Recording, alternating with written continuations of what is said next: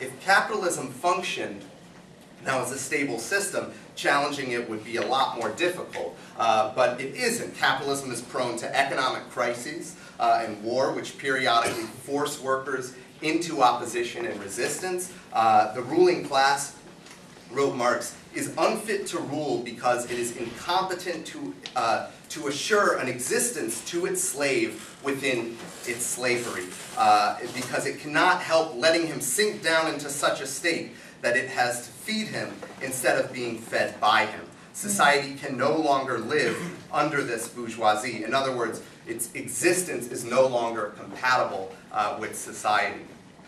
However, the ruling classes of the world aren't going to simply walk away from their wealth, power, and privilege, no matter how irrational and destructive their actions are. Rather than taking over the existing state, workers must abolish it and replace it with one based on their own democratic rule. In the Communist Manifesto, Marx and Engels stated that the executive of the modern state is but a committee for managing the common affairs of the whole bourgeoisie, that is the final arbiter of differences within the ruling class and a collective defender of the interests of capital through special bodies of armed men, police, military, etc., who stand above society.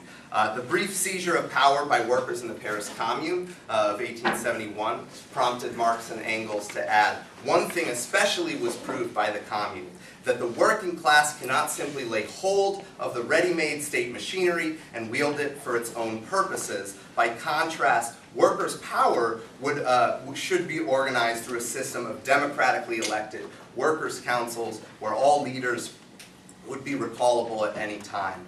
Workers would collectively control production and democratically decide how to organize economic planning to meet their own needs. The Paris Commune and the Russian Revolution in 1917, although short-lived, showed this process at work. Since then, there have been several revolutionary upheavals in which workers grasped towards state power. Germany in 1918-23, Spain in 1936, Hungary in 1956, Chile in 1973, Portugal in 74, Iran in 79, Poland in 80, and that's just to name a few. Yet the lack of revolutionary organization, a working class party forged in all the ups and downs of struggle prior to the revolutionary crises, meant that the ruling class was able to divert these challenges or use counter-revolutionary force to smash them. While the revolutionary upsurge of the working class, is going to happen, history shows that a revolutionary party is needed to carry through the struggle to achieve workers' power. So today, crises and war are again highlighting the need for revolutionary change.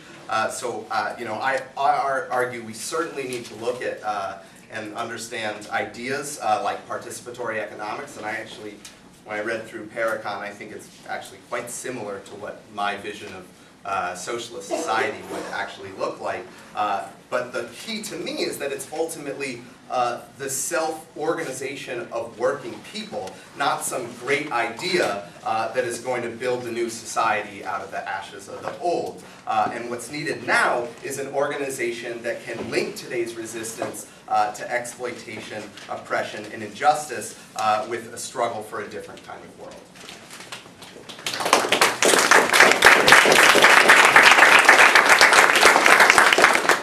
Our next speaker is Robin Hanhel, lives in Portland, long-term activist, economist, has written a lot of history of economics. His latest book is Economic Justice and Democracy. Robin. Okay. I think that I'm going to focus my remarks to try and get at what you disagree about a little bit. Because I think that, to put it really simply, I think socialists have had it half right, but half wrong for a long time. And I think anarchists have had it half right, half wrong for a long time. So let's get to it. But I can start by saying I think there's some things we agree on. I think we agree on why we have to change the system. Why, as long as the capitalist system is still in place, why, as long as we have a system of private enterprise, a market-driven system, that's not going to work. It's not going to allow us to solve the problems. put it this way. Economic justice, true economic justice, real economic and meaningful economic democracy, and sustainability are simply not achievable using the institutions of markets and private enterprise. We will never achieve those goals as long as that's the system. So that's the first and the best reason, the most compelling case for why we need a different economic system. As much as we have to struggle within the confines of that to ameliorate the damage, and as much as we have to engage people in sort of reforming that system, while we have it, ultimately it has to be replaced, or we are not going to achieve our goals. Second reason is we're always swimming upstream.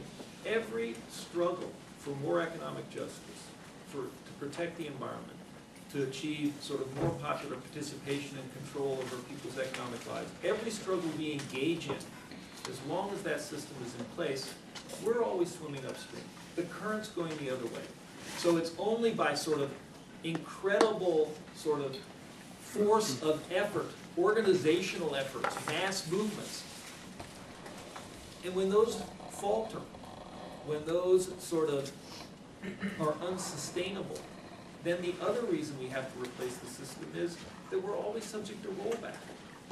I think the best example that we have of why it is that slowly reforming capitalism but not replacing it is ultimately incredibly dangerous and not the strategy that we want to pursue.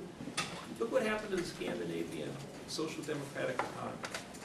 If you look in the 20th century and ask, where was the effort to tame, humanize, sort of make a little more rational and sensible the capitalist economic system taken to its furthest extent? In the Scandinavian economies in the mid-1970s. But then, what happened?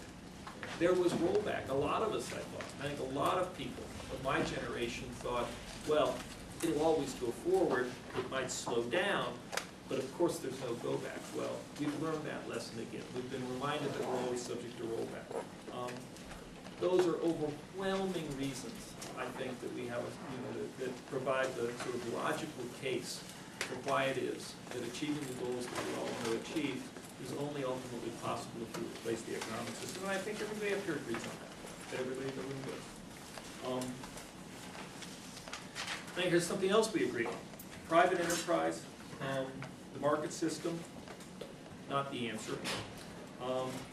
Command planning, the kind of sort of authoritarian approach to comprehensive economic planning that was tried in the 20th century by the communist economies, that's not the answer. I think that's something that we have a broad consensus on. If you asked socialists and anarchists alike to briefly say, well, but what is your alternative? Well, here's a phrase that, has become meaningless because it can mean anything anybody wants, but in some sense it is an answer. Well, economic democracy. We want democracy everywhere, not just political democracy, not just participatory democracy and political decision-making. We want true economic democracy. But of course, the devil's in the details. Some form of democratic planning. I think that, there's not I'm under no illusion that in the broad left, in the broad anti-capitalist left, there's a real consensus on this yet. I think that there are a number of, there's a lot of people out there who see the desirable alternative to capitalism as some form of market socialism. There's a lot of people out there that see a desirable alternative to capitalism as a kind of sort of localism, which may include sort of small private businesses. And that's a debate that has to go on.